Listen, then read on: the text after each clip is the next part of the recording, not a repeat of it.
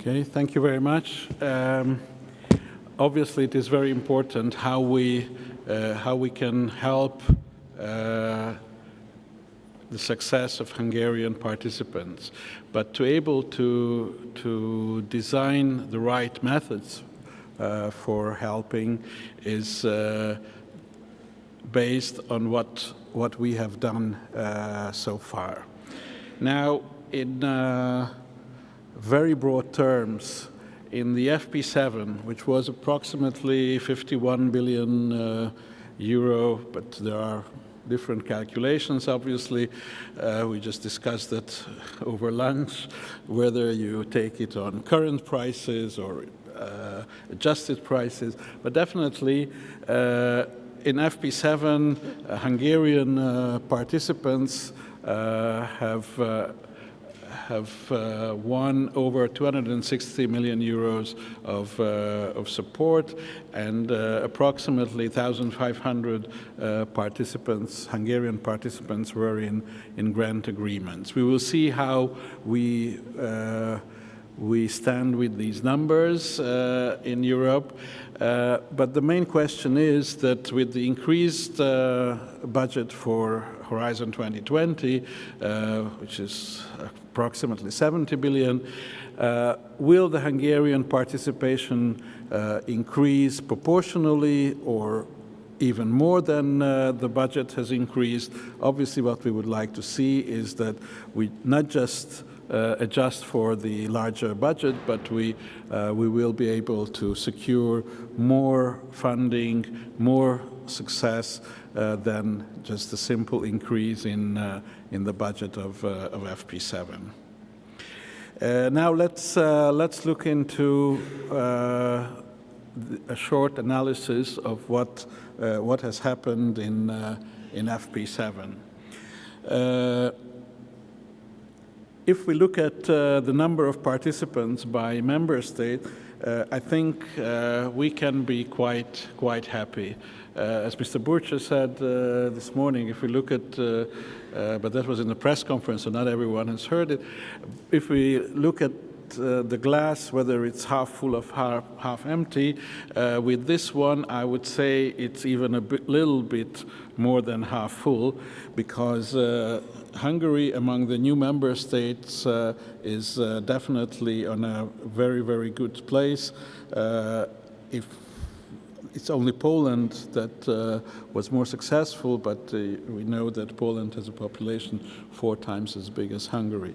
So we, as a number of participants, we were very active. We have heard in this morning that our success rate is at the average of the EU, not just at the average of the new member states. So from this aspect, we can be quite happy, but obviously this is the basis where we would like to achieve more from. If we look at the contribution, this is the number that was mentioned, 260 million euros, which is approximately or close to 80 billion forints. So this is a significant amount, even compared to our local R&D funding schemes. Again, this is quite good among, or very good among the new member states, and not as good compared to the EU average. And this is an interesting graph which shows how we compare to our contribution the funding what we have received. And if we look at these numbers, Hungary is actually among those countries that are not that many that have secured more funding that actually their contribution was.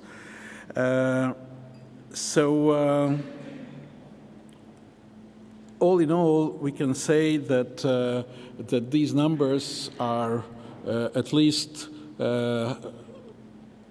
providing the half full glass. Here we see a few more graphs about the different statistical analysis of grant agreements according to the FP7 programs. I don't want to go into these. These are quite self-explanatory graphs. Now, this is a very quick and fast analysis.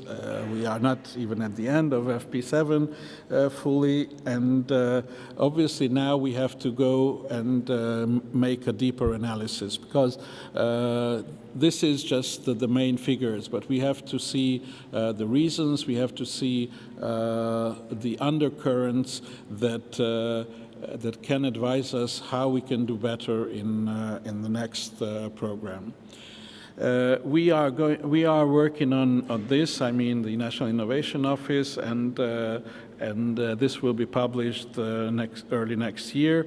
So we want to make an in-depth analysis. This includes interviews and discussions with participants, how we can do better. What do we mean by enhancing our participation? It is not just about money. First of all, I would like to say what I said this morning to the press as well. Very often we talk about the framework program in financial terms, but this is a lot more than that. If we say that Hungarian participants got 260 million euros of funding, this doesn't describe the amount of knowledge, the amount of human contacts that we have acquired through this program.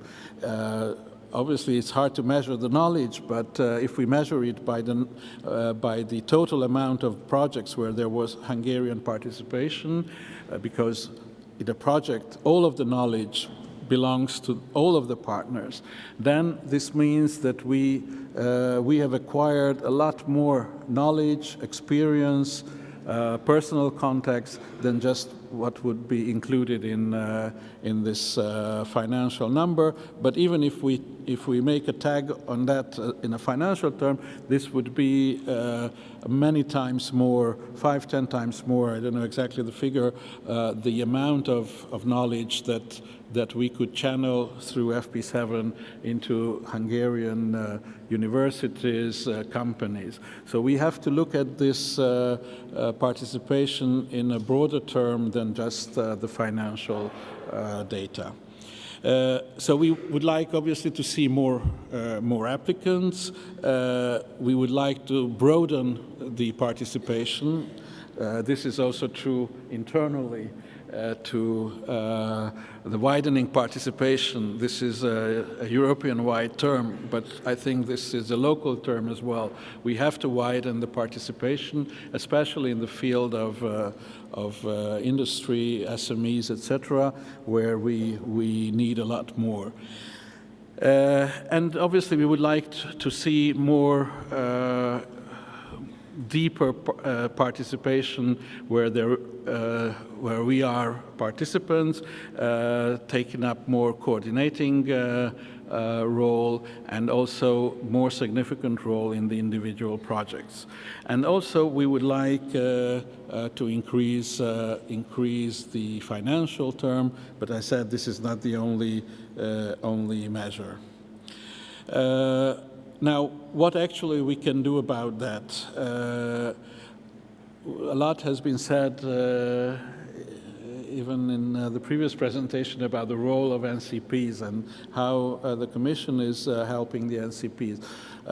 Most of the NCPs, or a very large part of the NCPs, is from our office. We have NCPs from other institutions, and we would like everyone in the community, in the R&D and innovation community, to use more this very valuable resource. we have very capable people. You can see their affiliations in one of the leaflets what we have produced, who are there to help the participants in every possible manner. So it's not just a source of information, it can be a much deeper cooperation with the NCPs than just getting information. Most of the information is available anyhow on different websites, so it is much more their knowledge, their experience, their help in actually preparing the applications.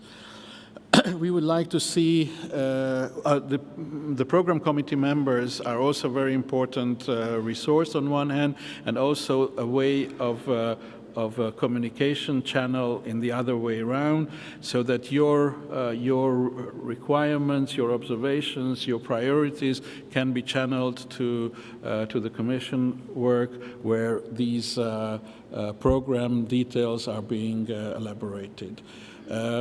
We would like to see much more expert evaluator from Hungary than we have currently. The evaluators are not there to help Hungarians, obviously, but they can be also a very valuable resource for the Hungarian community. Their experience is invaluable. We had organized already a few meetings. It is very important to listen to them. And it's also very important to have the courage, to have the stamina to participate in these applications. So I encourage everyone who is experienced, who has a valuable track record, to go for it, to have the courage to try it.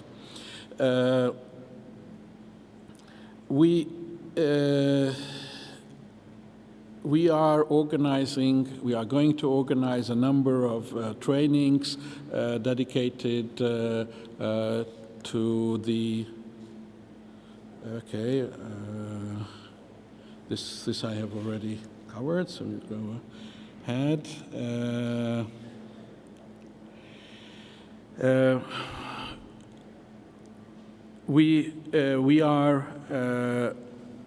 We are creating a number of programs, local programs that are going to help.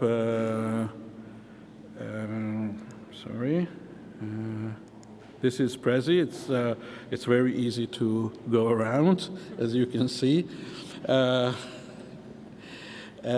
So we are going to organize a number of events. So this is just the startup, the kickoff event for preparing ourselves for Horizon 2020. We will have regional events, and we are going to have even funding for consortium building activities.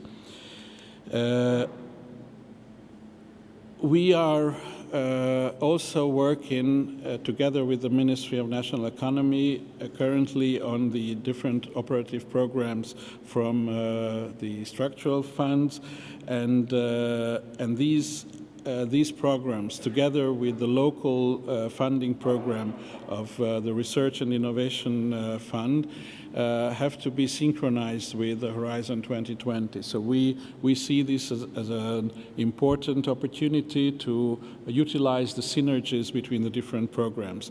And there is also an important news in that yesterday the Parliament has voted and accepted that the Research and Technological Innovation Fund, which is a local Hungarian fund, will be managed by the Ministry of National Economy, which will ensure a much stronger synergy between the different programs, between Horizon 2020, between the operative programs that will be also managed by the respective ministries, and the Research and Technological Innovation Fund.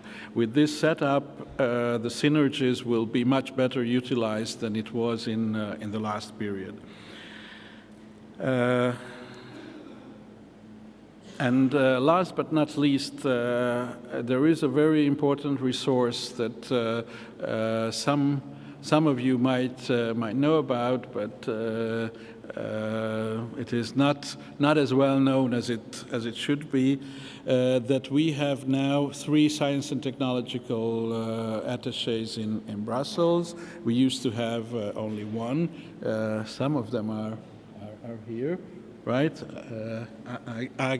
Agi, who is the veteran, despite her young age, in this work, and I know one of the 2 others are not here at the moment. They are also ready to help you in both directions. So please get to know them. It's worth to know them because they are very excellent experts in their fields, and also use their knowledge, their resources, their connections in gathering information, in getting the first-hand and close connections what they have in Brussels.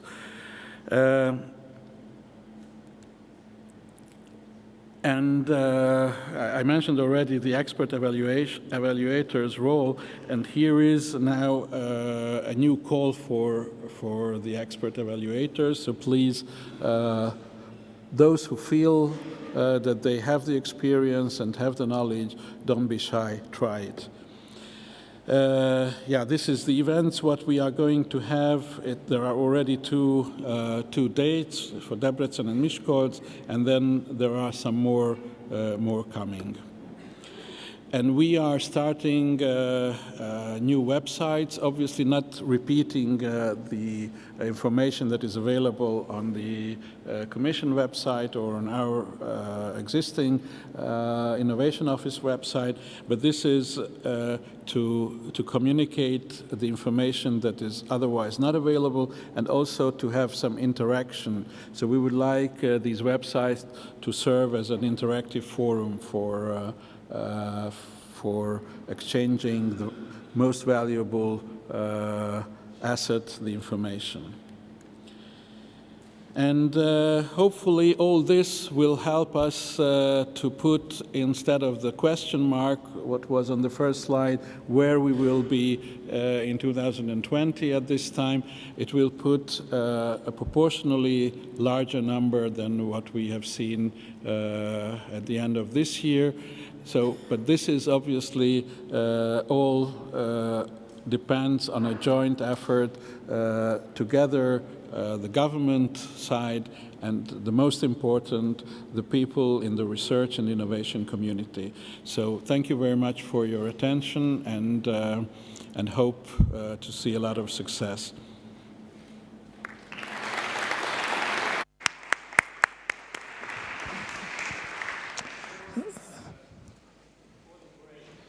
The break or question time? Question time. Thank you. It's question time now. Question time. Before the question time, because I will have no more opportunity for that, I would just like to say a sentence to thank Sonja Csuszty and her team for organizing this event. It was a tremendous amount of work, and really they deserve a clap as well from you.